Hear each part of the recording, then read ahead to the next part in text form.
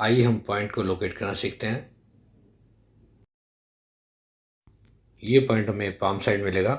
जैसा स्क्रीन पर आप फोटो में देख रहे हैं, अंगूठे के सेंटर से अगर हम एक लाइन खींचते हैं तो हमें ये हथेली के उठे हुए पार्ट के सेंटर से थोड़ा सा हट के पॉइंट मिलेगा। ऐसे ही दूसरे हाथ पर मिलेगा ये पॉइंट।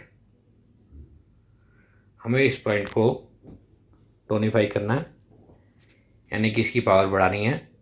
जैसा पहले भी मैं कई बार बता चुका हूँ, बियोल मैग्नेट का येलो पार्ट अगर स्किन को टच होगा तो इसकी पावर बढ़ेगी, अगर वाइट पार्ट स्किन को टच होगा तो इसकी पावर घटेगी। अभी हमें इसकी पावर बढ़ानी है। आधा इंच की पेपर टेप पर हमें ये मैग्नेट ले लेनी है और इस तरीके से येलो पार्ट को इस पॉइंट पर टच कर देना। ऐसे ही हमें दूसरे हाथ पर भी करना। इन मैग्नेट्स को आप 6 से 18 घंटे तक लगा कर रखिए, आपको निश्चित ही लाभ होगा। अगर आपको हमारा वीडियो पसंद आया हो तो लाइक, शेयर और कमेंट कीजिए और हमारे चैनल को सब्सक्राइब भी कीजिए। Thank you.